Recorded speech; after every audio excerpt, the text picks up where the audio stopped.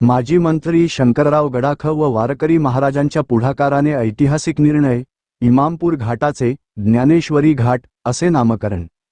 वारकरी संप्रदायाच्या श्रद्धा, संत परंपरा आणि संतश्रेष्ठ श्री ज्ञानेश्वर महाराजांच्या स्मृतींना अभिवादन करत इमामपूर घाटाचे नामकरण आता ज्ञानेश्वरी घाट असे करण्यात आले आहे। माजी मंत्री शंकरराव गडाख, उद्धव महाराज मंडलिक नेवासेकर, ह.भ.प. देवीदास महाराज मस्के तसेच ह.भ.प. राम महाराज झिंजुरके यांच्या पुढाकाराने यशवंत सामाजिक प्रतिष्ठानच्या वतीने हा ऐतिहासिक नामकरण सोहळा संपन्न झाला। या कार्यक्रमास यशवंत सामाजिक प्रतिष्ठानचे अध्यक्ष उदयन गडाख, डॉक्टर निवेदिता गडाख यांच्यासह विविध क्षेत्रातील मान्यवर, वारकरी आणि भाविक मोठ्या संख्येने उपस्थित होते। टाळ, मृदुंगाच्या गजरात, हरिनामाच्या अखंड जयघोषात आणि भक्तिमय वातावरणात इमामपूर घाटाचे अधिकृतपणे ज्ञानेश्वरी घाट असे नामकरण करण्यात आले। यावेळी घाटाच्या पायथ्याशी संतश्रेष्ठ श्री ज्ञानेश्वर महाराजांचे आकर्षक शिल्प तसेच ऐतिहासिक पैस खांबाची प्रतिकृती साकारण्यात आली। या देखण्या कलाकृतीमुळे घाट परिसराला नवे आध्यात्मिक आणि सांस्कृतिक वैभव प्राप्त झाले असून येणाऱ्या जाणाऱ्या भाविकांचे ते विशेष लक्ष वेधून घेत आहे। या प्रसंगी उपस्थित असलेले माजी मंत्री शंकरराव गडाख यांनी प्रसारमाध्यमांशी बोलताना सांगितले की ज्ञानेश्वरी घाट हे नामकरण संत ज्ञानेश्वर महाराजांच्या कार्याला, वारकरी परंपरेला आणि महाराष्ट्राच्या आध्यात्मिक वारशाला वाहिलेली आदरांजली आहे।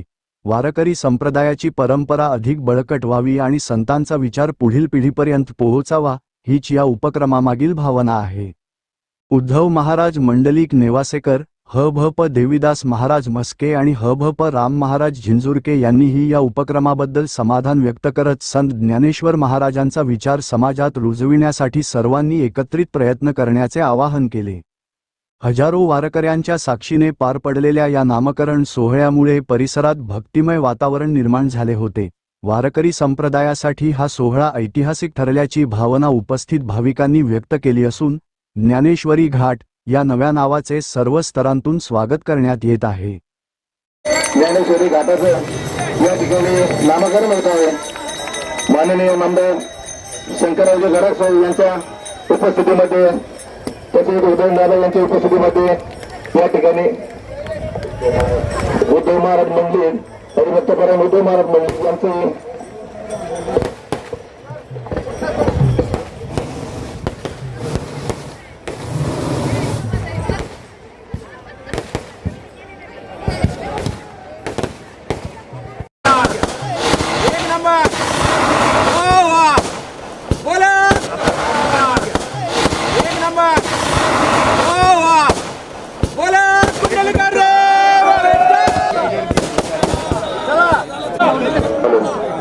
या ठिकाणी सर्व साधू संतांचा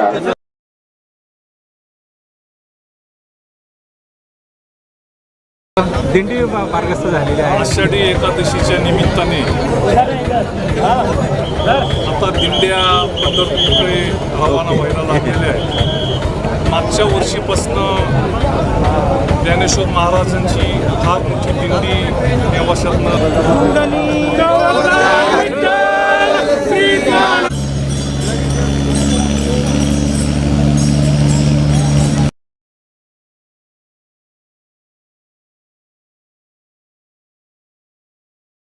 राज्यातील आणि देशातील ताज्या आणि विश्वासार्ह बातम्या पाहण्यासाठी नेहमी अपडेट रहा प्रिन्स महाराष्ट्र न्यूज सोबत। राजकीय, सामाजिक आणि देशातील प्रत्येक महत्त्वाची घडामोड सर्वात आधी पाहण्यासाठी आजच prince Maharashtra news YouTube channel subscribe करा।